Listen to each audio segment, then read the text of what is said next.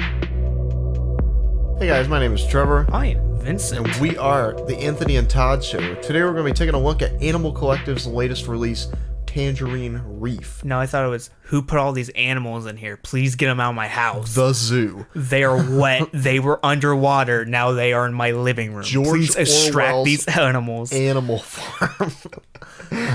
Animal Collective is an American experimental pop band. They're kind of a collective of 4 different musicians that kind of switch out their lineup continuously for different albums. One of the guys, like Deacon, is his stage name. He doesn't...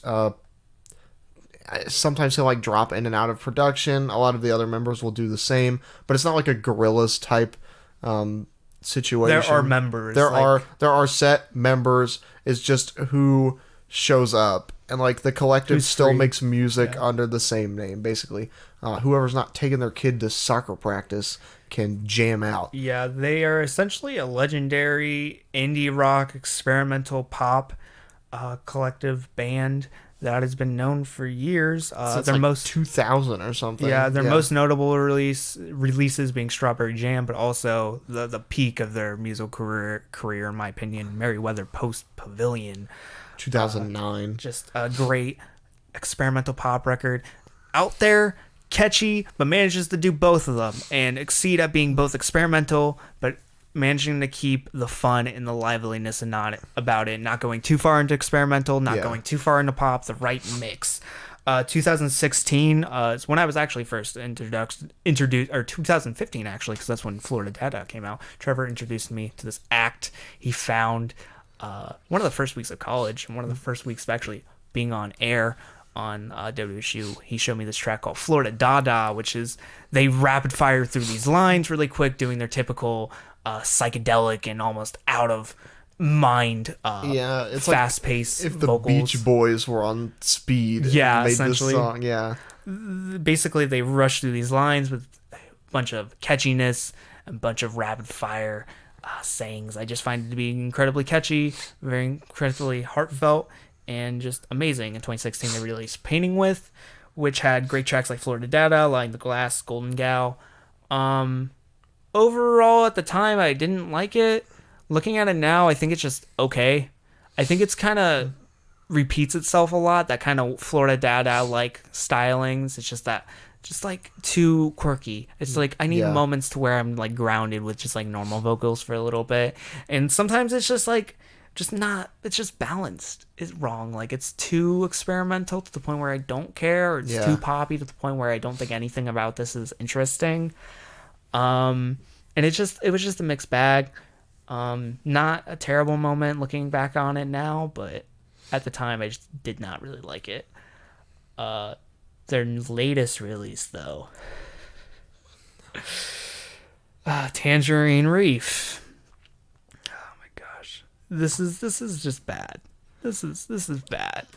This is bad. Like I can't emphasize that enough. So Panda Bear's not in this lineup. That's not the problem. It's like I think I love Panda Bear's vocals, and I think he's catchy all get out, and he just has the best voice out of everyone. But it's like that's not the only reason why I don't like this album. I just don't understand its existence. So this is a audio visual album, which there's a Spotify version, so it isn't. It's a regular album. Yeah. The version that they have on YouTube and their website, that is an audio-visual album. If you release that alone, it is an audio-visual album. The YouTube and the website version, that's an audio-visual album. When you take the visuals away from it, it's just an album. It's just an audio album. It's just an album. On Bandcamp, it's listed as an audio-visual album. It is not. It is a album. They sell CDs of this record that don't contain the visuals. It is a album. That is not what pisses me off. I think this sounds like it is. No, that's not like the peak of it. That's just like the beginning to where it gets more annoying. So it's just a regular album. Just we're looking at the music. I'll bring up some of the visuals I like later on because I think they're nice and I think they deserve credit because the visuals are done by what are their names? Choreomorphologic. Yeah. I had to read that name because I always forget it. But Choreomorphologic, basically they do a bunch of close-up shots in darkness and in light of a bunch of plants and coral Yeah, and underwater specimens. This was released in celebration of the International Year of the Reef, and it's all about like the coral reefs, hence the name Tangerine Reef. Yeah. Coral Morphologic is like an art science duo that does a lot of ocean-based photography and filmography. And giving their credit, this is shot well. Yeah. But it's like, looking at it as a full film, it's not worth like the 40 minutes just on its visuals alone. Like, I love the imagery, and I make imagery like that myself, not underwater photography, but like bright colors and contrasting to blackness, like the intro. That's kind of like up my niche of like the stuff I make with my photography. But I think their visuals aren't, just looking at their part, their visuals aren't strong enough, I guess, to support like a 40-minute piece. They're beautiful, they're pretty, I think they're well shot. Yeah. I think they're the better half of this like project. But I just don't understand their existence, I guess. It's like one of those experimental films that I think just doesn't really have a point. It's more they had an idea and they kind of just went with it, but that's not really how experimental anything, film, music should really work a lot of the times. You still, like, when you release it, you should still have an idea of why you made it. And this, I think it's just like, oh yeah, we made an album, we made a thing with Animal Collective, and and we released it for this. Okay, yeah. What is the point of me watching this 40 minutes? Like, it's nice, but like, I don't think it doesn't need to have a narrative structure, but like, there should be visual structure, I guess. It shouldn't just be aimless. Even like the most surreal films like Eraserhead, they don't have much of a narrative structure. They still have like visual structure. You get ideas. I think I wish there was like more to it, but like, I'm not gonna complain about their part because it is the better part. But going into Animal Collective's half, so what I was expecting when I was gonna listen to this is like music that would like complement underwater score. Like the Jellyfish Jam. Just like underwater music, like atmospheric music that would be like almost like a film score. I wasn't expecting anything more. I was expecting just to be, just have some fun. Just some underwater nice moments. Just nice, fun, bright, synthetic moments. That's all I was expecting. This is just annoying. This is cave music. It is not underwater. This feels like it's in a cave, which is not underwater because it's super reverbed.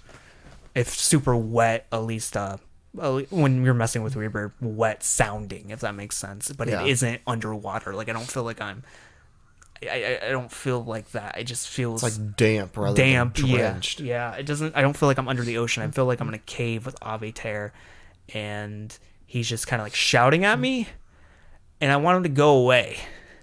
The vocals of this are terrible. He's not as good as Panda Bear, and he's so present every song, and he shouldn't be. Like, on the opening Hair Cutter, what is this? What is him talking about his hairdresser have to do with fucking coral and underwater specimens? Why? What do these have in common? They need their haircut too. Also, what he's saying is so stupid. Like, I feel like I'm listening to like a shitty King Cruel track off of the Ooze, but like how we joke is like, this album is like you being in a factory with King Cruel, and he's playing his record and he's singing to you. And we were joking about it, how he's just annoyingly moody, and it's like super like large sounding. It's very wet, damp. But this actually is that. I feel like I am in a factory, and it's super echoey, and he's fucking just mooning around with me, just fucking moaning, and he won't stop. Like, Avey Tare makes these like 50 minutes. I don't know why this is 50 minutes. Probably to support the visuals, but this doesn't fucking need to be 50 minutes. It feels like a lifetime. I tried watching this with the visuals. It was like, that doesn't make the music better, but it makes like the experience better. Watched it with just the music, or listened to it with just the music. It goes so fucking slow. It's just like, it has the pace of underwater, but it doesn't have the feel of underwater, and it doesn't have the vocals that complement the production to feel underwater. Like, sometimes they are able to go to a place that feels kind of like that underwater depth, or it gives you that underwater imagery. Like, I think Inspector Gadget is a good moment like that. But once like Avey Tare shows up, he fucking just murders everything. It just like it just kills the vibe. Like, the nice ambient eerie start with free-flowing bass that starts like creeping in very slowly, and then the synths start creeping in slowly, and then Avey Tare's like, "Hey, you remember my hairdresser?" I'm just like, "Fucking go away! Why are you here? King Cruel, go home! Like, the ooze was last year, and go away!" Just like, it's just like, he's annoying. I find this record to be so annoying and so pointless, and it's promoted like a regular Animal Collective album. It's also promoted as an audiovisual film. It just doesn't know what the fuck it is. I don't even think the band knows what it is. I have no idea what I'm supposed to think of this thing. I think people are going to be like, yeah, you shouldn't be harsh on rating this like audio-visual experience. Well, it's an audio-visual experience, and the audio fucking sucks, and the visuals are okay, but they don't have much depth, so as a full thing, it's not that good. Like, I'm being super harsh about it, but there isn't much more I can say. That's fair. Like, when people say, like, oh, it's an audio-visual experience, they act like saying that just because it has the video aspect to it, then the whole thing has to be good. But, like, in reality, it's like the same thing as, like, a movie. You know, you see movies with a great soundtrack and a horrible visual. And you'll see you'll see the complete reverse of that. And then you could see, like, bad visual, bad audio. Or good visual, good audio. Like, it's a whole spectrum of things, and the two aren't necessarily, like, directly proportional with one another, you know? And in this instance, the film is, like, alright. It's more, like, scientific than pleasing, you know what I'm saying? It's more shot like a documentary versus... It's more photographic than it is... Yeah. Like... It's just kind of, like... narrative-based. Set the camera on something, and then, like, change to another scene. Okay, have some cool transition here that's mostly, like, fade-ins, but nothing too extraordinary. Yeah. Just because it has these two mediums, it, like, doesn't mean we shouldn't credit as the album, I guess. Yeah, because all in all, like, people listen to, like, the film soundtracks to think, okay, so, like, Greatest Showman released last year. People listen to that soundtrack for what it is, the soundtrack. Like, they don't have to have the visuals included in that. And, Hamilton. Like, yeah, it all, like, plays together. Hamilton as a musical. Like, pretty much any musical soundtrack or score. Yeah. Lots of film scores, like Guardians of the Galaxy. The recent one with Black Panther that Lou Wood did. Just like even like Beverly going back Hills to like what's Cop. right there, Frank Ocean's Endless, I think or is a big Beyonce's Lemonade. yeah. Like I think those are great examples. Like Frank Ocean's Endless as an audiovisual experience is like okay, but the audio alone is the better half, and I think it should be judged on the audio quality instead of the two, because it was more made as like a B-sides release that he attached visuals to, so he could just get all these tracks out, and then he later made other versions of it, like CD and vinyl that he pressed that are audio only. So I think you should be able to critique the audio from this, even though it is an audio-visual album. And the fact that it straight from the get-go, it had singles to it. Haircutter was a single to it, released on its own. Didn't even play into the... It's on Spotify. There isn't the music video. It is released as an audio-only version. I think we should be able to judge these as separate projects. Yes. And as just an album. As just an album, it's not good. It does not need to be 15 minutes long. Cannot emphasize that enough. It is just so moaning. There's some moments where I enjoy the synth work, but that is immediately murdered by Avey Tare, and this thing just goes on so long where even if it was good, I think I would get sick of it, just because you don't want to be in that experience for so long. Like, this piece alone should be like 20 minutes. Yeah. I found the film with the visuals just be like, it just felt super long. It just like didn't need to be, if that makes sense. It just like, it's something I couldn't sit through. Like, as a whole, it's just one of those experimental films that just doesn't need to be 40 minutes. It feels like almost like it thinks more of itself because it's taking up more of your time. Yes. This is just not good. Like, I can go into better examples, but like I don't think I have much more to say than that. Like, it's just not. Like, Avey Tare is not just the worst part of it. It's just the whole entire soundscape, the whole entire idea, the whole entire concept, and the whole entire moaningness of like everything. The fact that it doesn't feel like it's underwater, it feels like it's in a cave. That's just a huge strike right there, because the whole thing's about being underwater. It's called Tangerine Reef, not Tangerine Cave. And the fact that there is lyricism and there's lyrics, but they don't have anything to do with creating this larger narrative of being underwater. Yeah. Or being kind of isolated or drifting, or like coming up with some metaphor for a reason why this is an underwater centered album.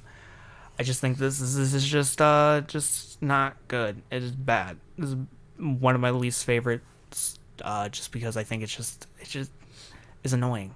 This is just one of the most annoying things I've heard to listen to all year, just because it's just like confused on what it to go for. Yeah.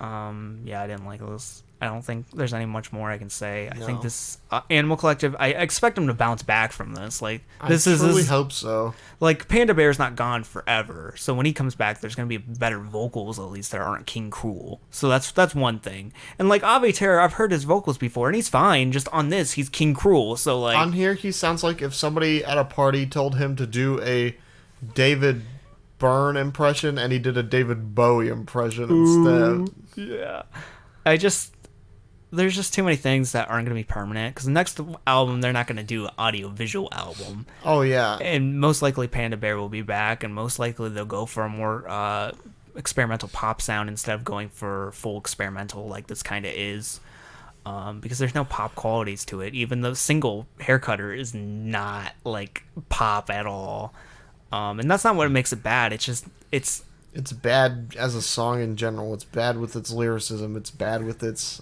ambience. It wants to be experimental, but it doesn't make it into a form that makes it interesting or Yeah. worth watching.